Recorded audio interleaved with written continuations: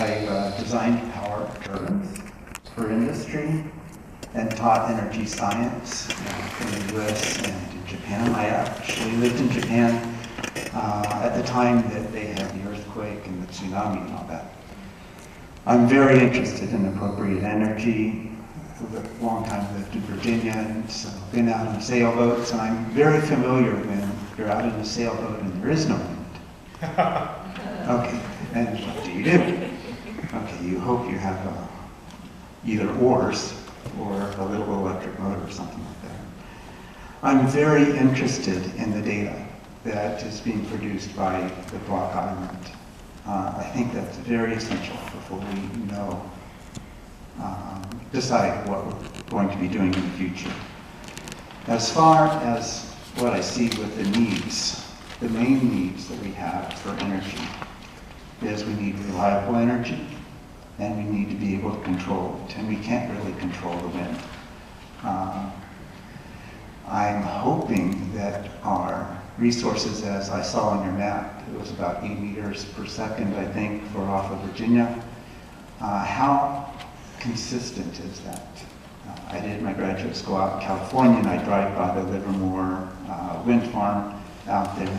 That was very impressive, but those wind turbines were always going.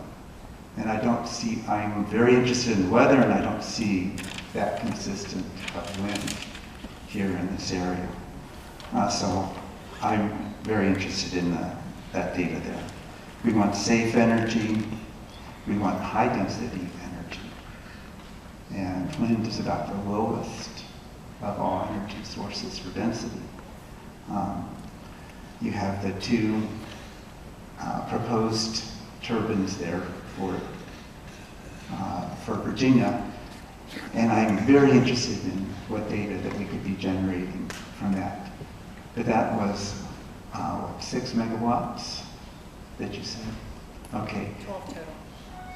All total. In the United States, the International Energy says that we use about 10 kilowatts per person. Okay, Kuwait's like 28. Japan was 8 kilowatts per person. Europe's been about 5 or 6, which is a lot. That's every second of every day. That's averaged for all industry, houses, schools, things like hospitals, all these essential things that we need to be going. So 6 megawatts and 10 kilowatts per person, that's like only 600 people. That's just gives you a perspective on how much this actually provides for. We like portable energy, our little cell phone. It has its battery, but at the 10 kilowatts, that's about a second of battery power for a cell phone battery. For our new Governor Northam, I wonder if he has read this book by a Berkeley professor, Richard Mueller, on energy for future presidents. It gives a very good perspective on what energy, how it's produced, different views of that. He also has a book on physics for future presidents. Both of them are very helpful, and often I've seen politicians carry around books that they're reading. Very simple, because they were made for policymakers, not for the scientists.